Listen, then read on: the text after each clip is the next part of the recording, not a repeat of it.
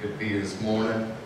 Appreciate the conference, appreciate what things that are going on in our area, things that's changed by some of the influence, the idea that this conference is brought through. I'm kind of the guy that earths the lamb or the slug, and where you don't go away and feel like they're superheroes or superhuman. Because I'm the guy that's asked to do the right thing, but the wrong guy to ask. So you'll know the talking, looks like he does make mistakes and he asks the wrong guy sometimes to do this. But I do preach. I don't feel like I'm a super pastor or even a super preacher, but I do feel called. Yeah. I know that my skills are not to the level of others, but yet I do feel I'm called. And our church is not the ideal church, and I don't know if there is an ideal church. We get in our mind that there's an ideal church somewhere. We look at Revival Tabernacle. We look at what Brother Todd's got going on out and talk to him. You know, we're not there every day, and we just see all the good things. But Todd, I didn't exactly know what to do. He asked me back in February to do this, and I've thought about it all, and I know I'm not taking a whole lot of time. But I just want to testify about what my ministry has done and how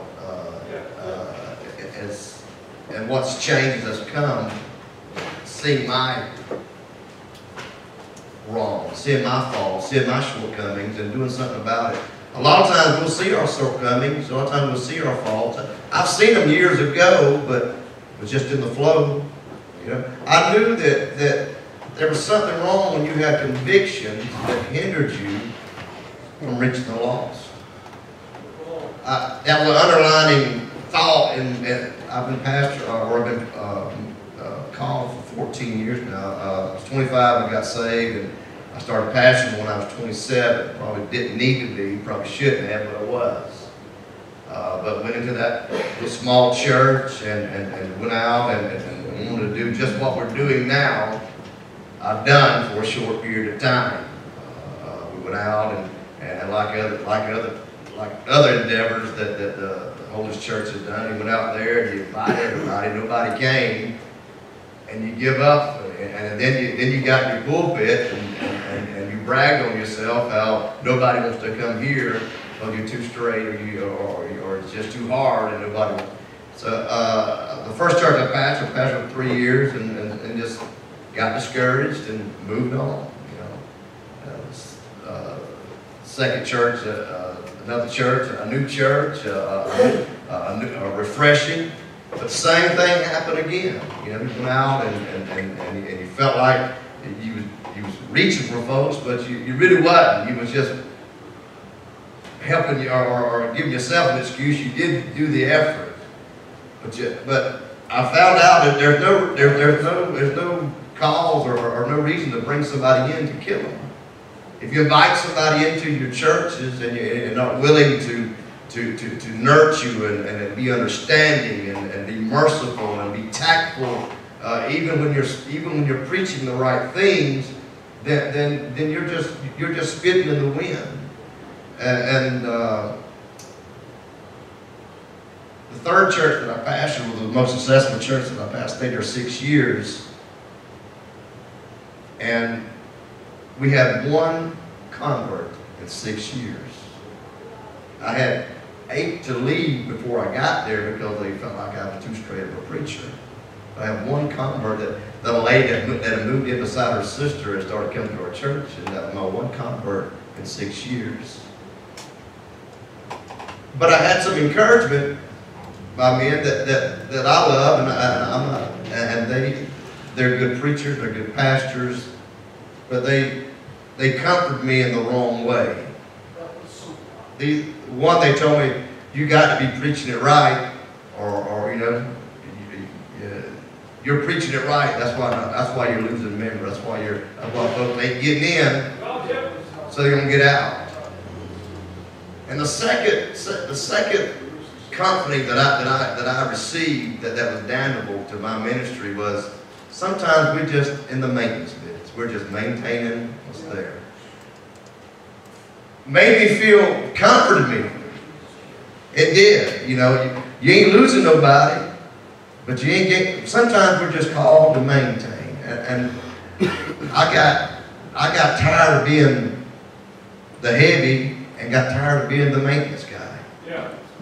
I said, God, this can't be. If this calling is joyful, if this calling is honorable, if this calling is something that everybody don't get to be to do this. But I felt like the janitor or the bouncer. That's how I felt in my ministry. Resigned my church and just got, again, successful church. Never had any problems per se. Had good revivals. All our folks loved us. They cried when we left, wish you wouldn't go. But I felt like I didn't want to be a maintenance guy. I wanted to see souls saved. And I regret. I'm not envious or jealous, or maybe I'm a little envious. The guy that came behind me, which is Brother Elson's pastor now, started doing some of the right things. And right off the bat, he began. That little church, a good church, good moderate church, good people there. But done some of the things that I should have done. It was whole 6 years, and within 6, 7, 8 months, he's gaining 10, 12 people to the Lord. Yeah. And so, and along that time, Brother Slog is called down to do a ministers' conference down there, and we went. We wasn't pastoring at the time. I'm not an evangelist. I found that out those 2 years. I was just a pastor without a church. I was miserable. And the January of that October, giving at my church, Brother Sloggett came and invited him to a preacher's ministry and a little conference there. And I felt like I'd get encouragement there. And you know how you go to minister's conference, they tell you how much a burden you have, and how great your calling is, and how great your responsibility is, and how tough it is to be a preacher. And you know, you get all those things, and you take them home, and you feel comfort that somebody else is going through the pain. Well, we went that Thursday, Friday, and a Saturday meeting there, and I felt like dirt that Thursday night. I felt like I hadn't done anything for God. I had a guy tell me that if you're not winning souls, then your calling is questionable.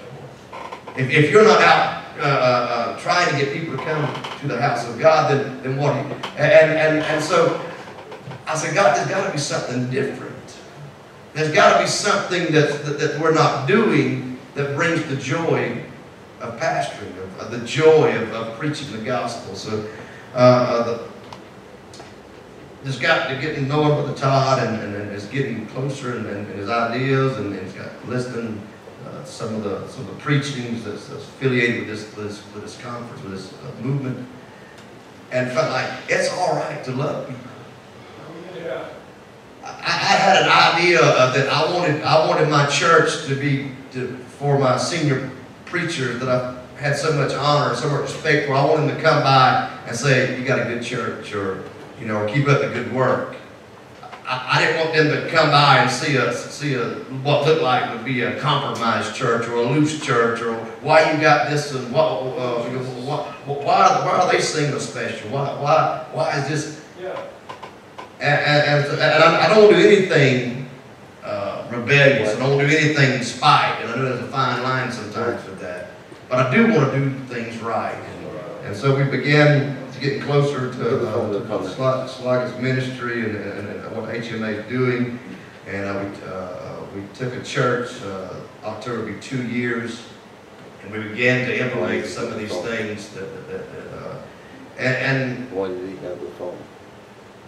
I found out that you don't always do it right, but if you go in the right spirit and and stay consistent with it, then there's things that's going to come. Well, the Todd told me 2 things that's going to happen if I really got on fire, if our church really got on fire, really got to doing this and finding our groove and finding what our community, what would minister to them. There's 2 things that are going to happen.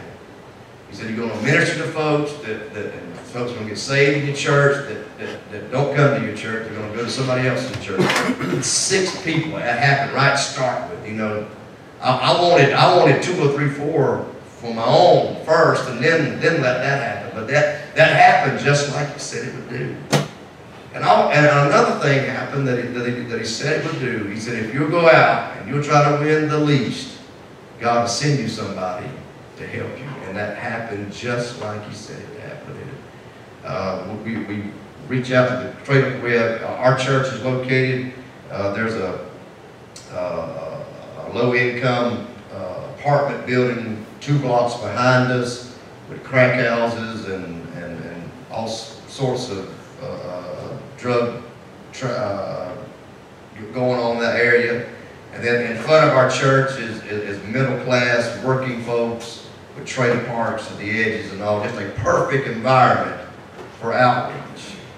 And I'm not, like I said, I'm not a great pastor, and I'm not probably the best at it, but I have seen our church that had been in those 4 walls for 30, 40 years have enjoyed going out. All of them don't come. We started out with 4, 5, 6 going out. And what we do is we already had, the church already had a second Sunday fellowship, a dinner that they had at the church. It was already there. I said, why don't we go out on Saturday afternoons before our second Sunday fellowship? I already had it, so there's nothing extra. And we began, and the church had 4 or 5 to start with, you know, and then sometimes it'd be you and your wife. But just, and continue on with it and began to work with that, and we have a VBS at our church, and we began to just reach out to not just our church people's families' kids that's already going to some church somewhere else. We really started emphasizing on youngins that was not going to church, and just some small little tweakings that the church was already doing before I got there. Has really helped our church, and we are probably we run about 50 or 60 on Sunday morning, but really our church is probably a 25, 30 member church Sunday afternoon and Wednesday night people. But we have gained a good 6 or 8 people that are solid now, and that's not much of a accomplishment in a lot of areas. But we're talking about a church that's been dormant for 25, 30 years now, birthing some into their, having physically birthing and raising children, but any spiritual, for anybody coming in, very little. And I know it's carnal, and I prayed about it. I said, I need something spiritual to say, that, you know. But this has helped me as much as some of the comments, and I've called with the target sometimes 10 or 12 times a week and on different things. But this has helped me, and the scriptures above all is our help and our guide. But this carnal thing has helped me in outreach, not with pastoring, and but this outreach. But one day we went by, we was out knocking on doors, and there was a game warden truck there. And Georgia now is that they're promoting fishing. And on the front of that tag, they had a stake tag. It says, "Go fish." And I began to think about that. And every time we go out, we say we're going fishing. And Christ used that same analogy. And I thought, well, it'd be all right to use too. So we go fishing every Saturday for the second Sunday, fishing for souls. And I thought about those bumper sticker slogans. I'd rather be fishing. And I've got to the point, I'd rather be out on the streets knocking on doors than a lot of other things that captivated me. And again, a t-shirt message. I'd rather, a bad day of fishing is better than a good day of work.